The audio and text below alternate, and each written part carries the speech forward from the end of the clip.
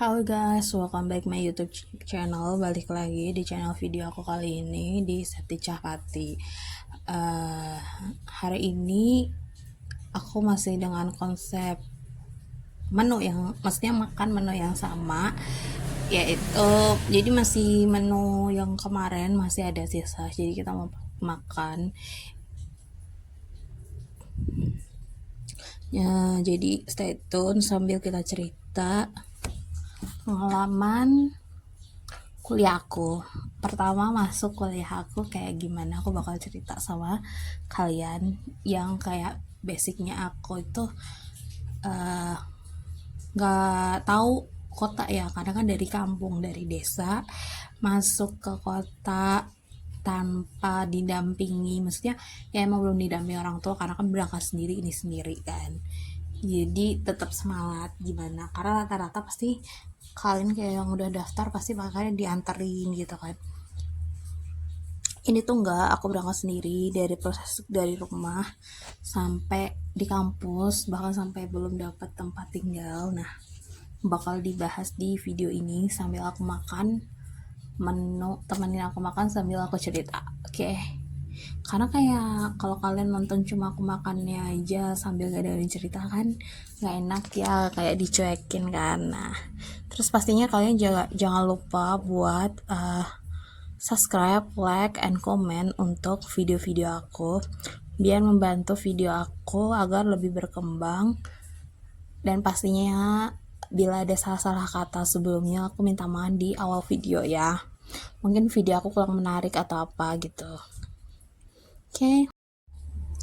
Nah, di sini sebelum aku cerita perjalanan masuk kampus, jadi ini tuh makanan hari ini aku.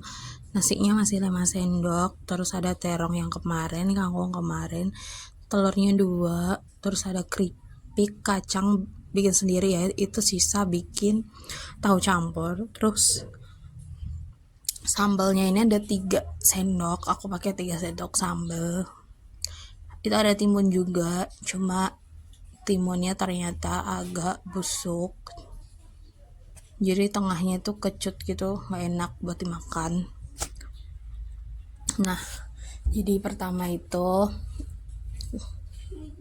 kan aku lolos, kan udah dibayar, yang habis tes udah dibayar, udah pengumuman udah dibayar, tapi ternyata yang 18 berapa itu ternyata itu belum termasuk uang biaya asrama. Jadi asrama itu aku belum pesen bawa apa. Jadi sebenarnya yang maba bareng aku itu mereka tuh udah pada di asrama ya, udah seminggu di asrama, seminggu 2 minggu di asrama, aku tuh belum ada di asrama.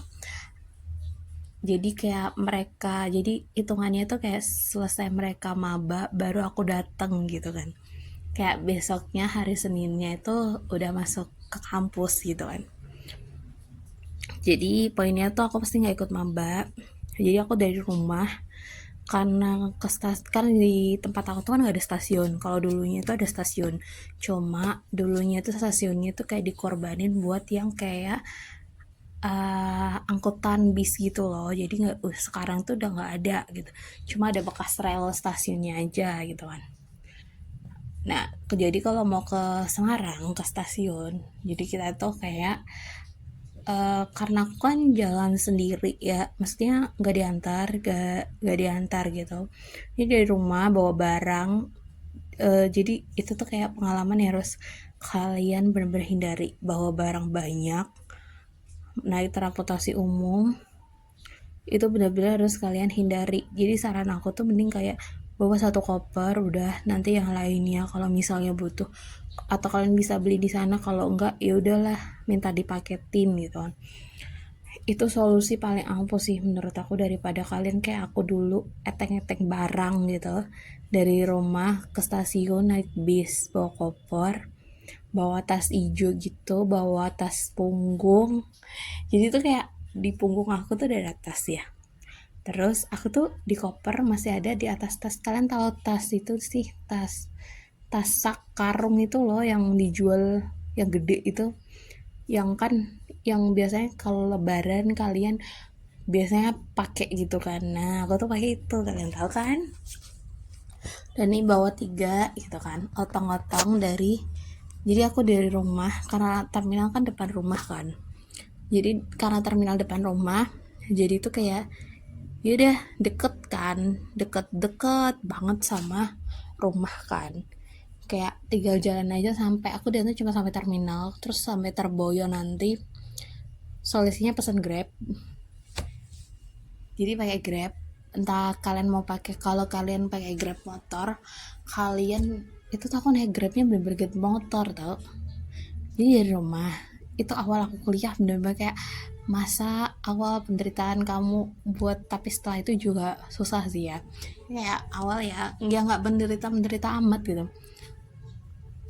bawa, jadi dari rumah ke sana, ke Semarang, terus dari Semarang naik kereta ya.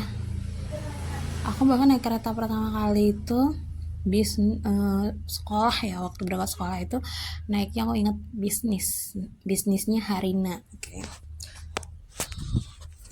Naik kereta, aku tuh fakta bisnis, kalau pakai aku pernah naik bisnisnya Harina waktu pertama kali.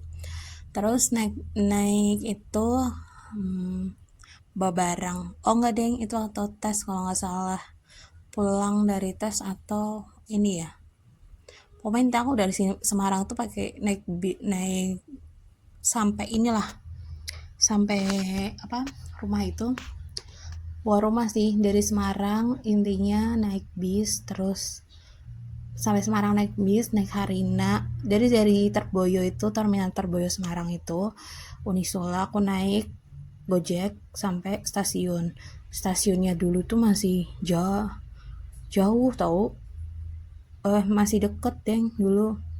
Jadi kalau dulu itu jalannya dari yang depan bundaran Persis itu diturunin di situ, walaupun di situ kan dulu belum ada gapura kan, tapi tetap aja turunin di situ, tau gak kalian.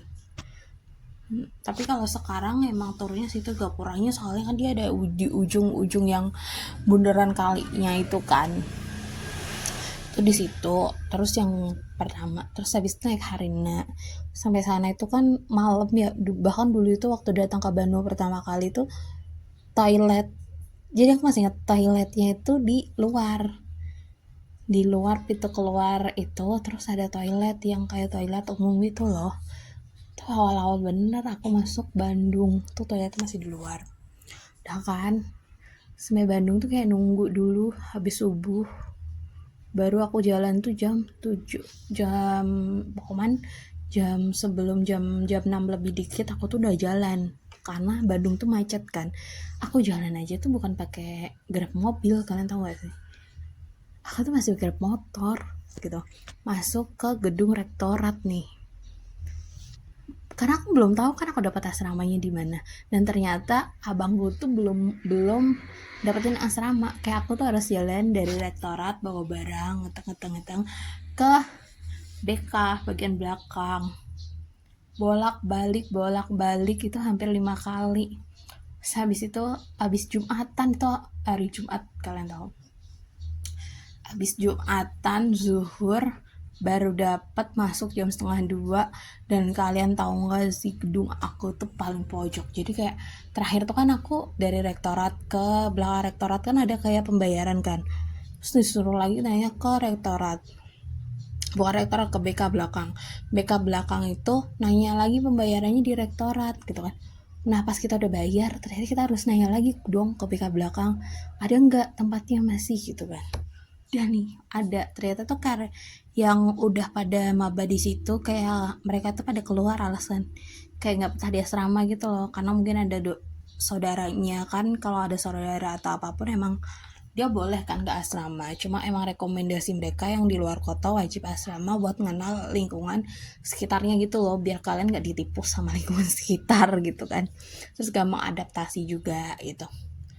Masuk nih, aku inget bahkan ada cutting, jadi bukan cutting aku, entah itu cutting jurusan apa aku nggak tahu ya, dia tuh bilang, oh loh kamu maba ya, iya kamu maba baru gitu kan, baru masuk nih, baru ini gitu kan, oh ya aku CBT kan, aku bilang gitu kan, oh dapat gedung berapa, gedung 12 kak, dia mau asal awalnya mau nganterin kan gitu, karena dia ada kelas tiba-tiba enggak kelas sih, dia ada acara di rektorat, kayaknya dia tuh udah magang deh. Terus kan cuma dikasih tahu nih tempatnya, kalian tahu aku harus jalan dari rektorat itu kan, kalau kalian tahu Telkom, rektorat itu adanya di gate 3, terus gedung aku itu di belakang, jalurnya gate 1 tapi masih ke belakang dia, dan gedung aku tuh campur sama si asrama cowok, gedung 11-12, jadi ada 2 gedung perempuan yang ditaruh di asrama cowok karena mungkin nggak, kapasitasnya nggak cukup kan. Nah itu masuk, untungnya banget gak dapet di lantai 4, jadi aku tuh dapet di lantai 2, jadi 1 terus naik tangga 1 doang udah lantainya. Ternyata tuh sebenarnya di situ juga temanku bilang katanya udah diisi semua, cuma yang 2 itu keluar, jadinya kita bertiga waktu itu, ada temanku Surabaya, terus yang 1 lupa aku. Nah jadi kita tuh depan kamarku juga 3 orang, jadi kita tuh sering banget kayak misalnya makan atau apa tuh bareng, kayak depan kamar sama ini bareng gitu, kadang nginep yang kamar depan, nginep ke tempat kita juga, iya sering. Jadi tuh benar-benar kayak ya ngerasain lah kayak kalian asrama tinggal di pondok gitu, tapi sebenarnya mau di pondok karena kayak hitungannya ada kayak room time, kayak ada sidak kamar, terus ada apa lagi, kalau karena kan di asrama aku tuh pada males jemur ke lantai paling atas ya, jadi asrama putri, 2 asrama putri itu 11-12 jemurnya tuh di lantai atas, lantai 4 yang atasnya lagi.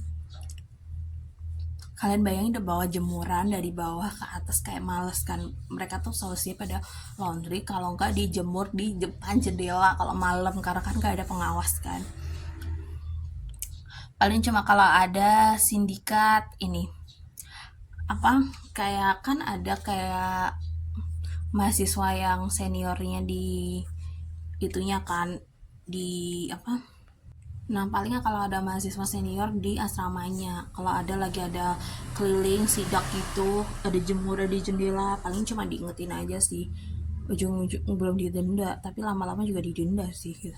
Cuma itu aja sih pengalaman, mungkin kalian ada suka, ada yang, jadi cerita pengalaman asrama aku cuma itu, kayak bersyukur bisa kuliah di situ, karena aku tuh kayak ya udah, aku tuh gagal gitu, aku tuh bukan lulusan baru yang langsung dapat kampus, tapi tuh aku kayak break setahun nunggu, dan aku tuh masuk di situ juga karena jurusan jurusan baru ya. Tapi ada juga loh yang tes CPT misalnya, kayak dia tuh gagal, ada, cuma ya sama aja sih, ya kayak jurusan baru, terus uang pangkalnya juga lumayan mahal, bukan uang pangkal sih, uang semesteran ya, sama aja sih, uang semesteran mahal banget, jadi tuh kayak kerasa banget kitanya. Terus pertama kalinya itu juga kayak masuknya juga butuh banyak dana, karena waktu itu aku punya netbook itu aja bekas abang aku ya, aku tuh nggak bawa laptop sama sekali, kalian tahu gak, dan aku tuh kayak minta lah sama abangku yang nomor 2 buat ngefasilitasi diri aku tuh laptop, jadi aku tuh beliin laptop buat kayak sekolah aku. Ya menurut aku nggak nyangka loh ada laptop yang harganya mahal, karena aku dulu mikir kayak ya udahlah laptop itu paling 3 juta gitu kan udah dapat laptop ya. Ternyata buat 3 juta itu cuma laptop manual biasa, kalau untuk spesifikasi yang lebih, bahkan dia itu temanku beli yang 8 juta 5 juta ya, itu aja kurang, kayak dia tuh harus beli lagi gitu kan. Jadi rata-rata itu pasti di atas 10 13 15 juta lah. Dari itu tuh udah dapat Windows Origi, tapi yaitu jadi tuh kayak effort yang kalian kuliah kalau misalnya gagal, kayak ada harus yang dibayar, kayak misalnya uang semesterannya udah mati segitu ya, misalnya harganya 6 lah, 6 juta lah, tiap bulan dibayar tuh kayak keinget kita bayarnya kayak gimana. Terus apalagi kalau sekarang aku belum dapat kerjaan tuh kayak ya dulu aku kuliah mahal ya, belum lagi fasilitas uang makan, pulsa, dan yang lainnya lah. Itu kayak keinget kayak ya gimana cara dapat kerjaan gitu, tapi belum tahu, tapi masih belum ada, udah ngelamar tapi belum ada gitu. Ternyata cari kerjaan itu juga sama kayak kita flashback, kita nyari kuliah dulu gitu loh. Jadi dulu itu kayak aku gagal nih nggak dapat kerjaan, nggak dapat kuliah. Nah, aku baru dapet nih, tapi aku nggak tahu nih kayak kerjaan. Aku itu ini kan udah di fase fresh graduate expired ya. Bukan expired sih, karena ya intinya expired lah, intinya expired. Maksud aku kayak kok panggilannya ya kayak dilihat perusahaan tapi belum dipanggil gitu loh. Jadi kayak harus nunggu kepastian, nunggu everything kita harus nunggu lagi gitu loh. Jadi kalian kalau yang misalnya sekarang masih kuliah, semangatin. Kalau ada ada apa namanya, misalnya ada nih, oh ini mau nggak di sini, ambil aja, karena belum tentu kalian dapet tawaran lagi di lain waktu gitu. Dan kita tuh kayak nggak bisa ngandelin kayak dulu lah, aku ngandelin oh kalau lulus bisa nih kerja di sini. Ternyata itu semua nggak ngefek. Kita tuh juga harus kompeten, kayak kemauan kita seberapa kita harus tahu gitu. Mungkin sesi kali ini aku cukup sekian ceritanya. Terus aku juga mau ngucapin makasih yang udah mau dengerin ceritaku. Terus misalnya ada salah-salah kata atau salah satu penonton misalnya kesini ngerasa kok kayak nyindir aku ya gini ya, gak ada nyindir, karena itu emang flashback cerita masa lalu aku di tahun 2019.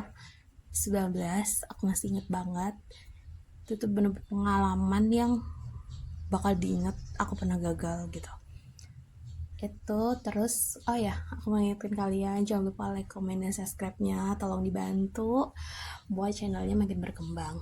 Oke, see you guys.